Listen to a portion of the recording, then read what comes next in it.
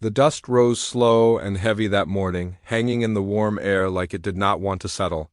Folks had gathered early, boots scraping against the dry ground, voices low, eyes curious.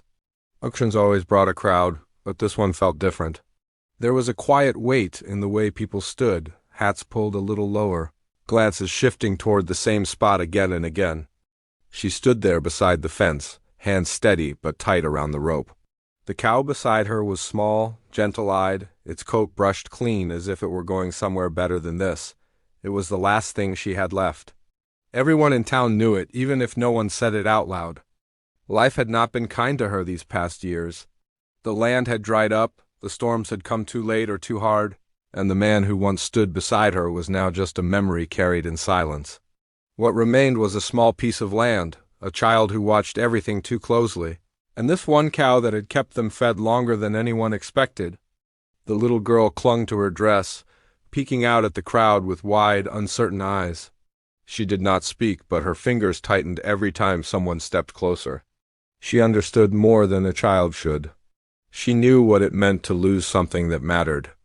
Across the yard, men sized up the cow with practiced looks. Some whispered numbers, others shook their heads. To them, it was just another trade, another chance to bargain low and sell high. But for her, this was not business. This was the end of something. Then he stepped forward. He did not rush like the others. His boots moved slow, measured, as if he had all the time in the world. Dust clung to the edges of his coat, and his hat cast a shadow over his face. A cowboy, plain and simple, but there was something in the way he carried himself that made people notice. He looked at the cow first, not her. His eyes moved over it carefully, like he understood more than just its worth in dollars. Then his gaze lifted, meeting hers for a brief moment. It was not a long look, but it was enough to make her grip the rope tighter. The bidding started. Numbers were called out, low at first, testing the ground. She stood still, listening as each offer came and went. None of them felt right. Each one sounded like a piece of her life being priced and passed around. The cowboy stayed quiet. The crowd began to murmur. Some thought he was not interested. Others guessed he was waiting for the right moment.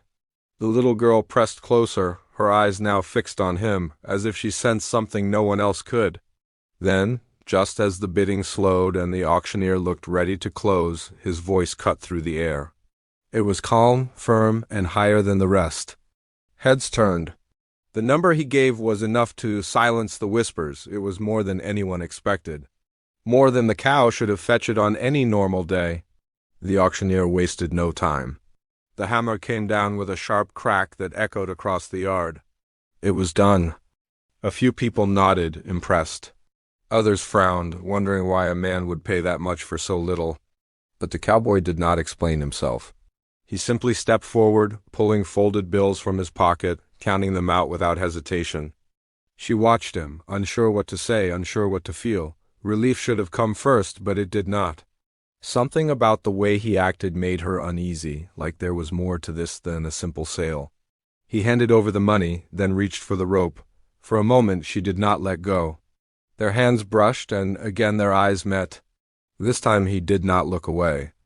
Then, instead of leading the cow off like anyone expected, he did something that made the entire yard fall silent. He placed the rope gently back into her hands. And before anyone could make sense of it, he spoke again, his voice steady but carrying something deeper beneath it that no one could quite name. That was the moment everything changed, though no one there knew just how much. The yard stayed quiet in a way that did not belong to a place like that. Even the auctioneer seemed to forget his next call. The rope rested back in her hands, rough against her skin, as if it had never left. She stared at him, waiting for some kind of explanation, but he did not rush to give one. "I didn't buy her to take her," he said, his voice low but clear enough for those closest to hear. "I bought her so you wouldn't have to lose her."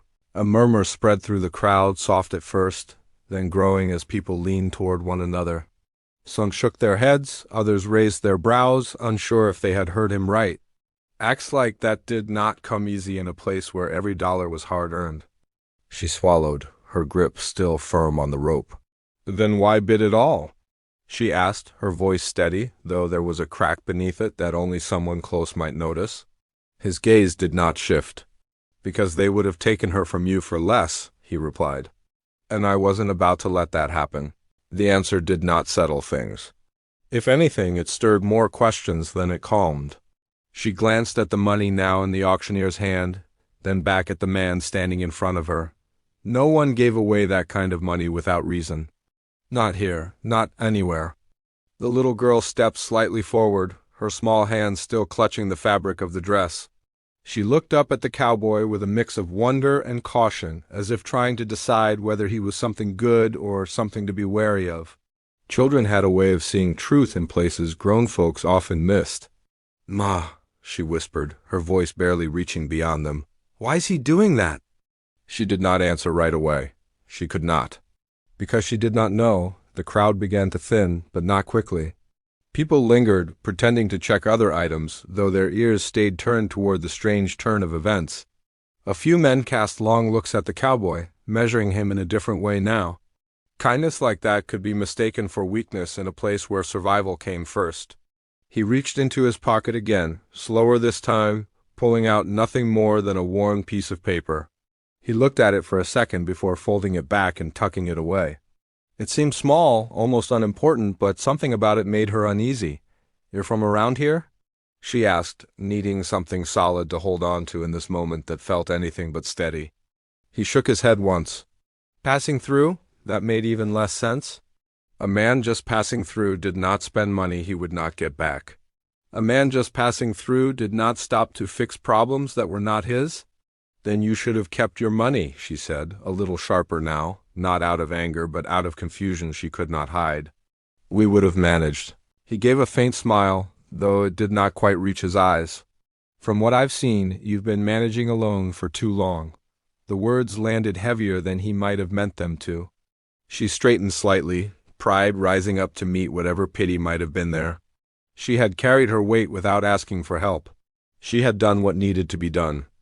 "I didn't ask for saving," she replied. "I know," he said. "That's why I didn't ask if you wanted it." That answer should have upset her more than it did. Instead, it left her quiet, unsure how to respond. There was no arrogance in his tone, only a kind of certainty that made it hard to argue against. The little girl looked between them, her eyes moving from one face to the other. "Are you staying?" she asked suddenly, the question simple but carrying more meaning than it seemed. The cowboy hesitated, just for a moment. It was the first time he looked unsure. "I wasn't planning to," he admitted. The wind shifted, carrying the smell of dust and dry grass across the yard. Somewhere in the distance, a door creaked and a horse stamped its hoof. Life moved on around them, but right there, everything felt held in place. She adjusted her hold on the rope, the cow shifting slightly beside her, calm despite it all. "Then why does it feel like you're not telling the whole truth?" she asked, her voice quieter now, but more direct than before. He met her eyes again, and this time there was something different in his expression. Something heavier. Because the truth was, he had not come there by accident. And whatever had brought him to that dusty yard was not finished yet. He did not answer her question right away, and that silence said more than any words could. It stretched between them, heavy and uneasy, like the air before a storm. Around them, the last of the crowd began to drift off, though a few still lingered near the fence, watching with quiet interest. "I came looking for something," he finally said, his voice lower now, meant only for her. "Didn't expect to find it here." She frowned slightly, the lines of worry deepening on her face. "And what is that supposed to mean?" He glanced past her, toward the open land beyond the yard. Fields that had once been green now carried the dull color of dry seasons and hard years. A place that had seen better days, just like the people trying to hold on to it. "Means this town's not as quiet as it looks," he replied. That did not sit well with her. Nothing about this morning had gone the way she expected, and now this stranger was speaking in half-answers like he knew more than he should. She shifted her stance, placing herself just slightly in front of the child without thinking. "We don't have trouble here," she said, though her voice lacked the certainty she wanted it to carry. A faint look passed over his face, something between doubt and understanding. "Trouble doesn't always show itself right away," he said. Sometimes it waits until folks are too worn down to fight back. The words struck closer than she wanted to admit. The past few years had taken more than crops and cattle. They had taken strength, hope, and the will to keep pushing without question. She had felt that weight every single day. Before she could respond, a man stepped closer from the edge of the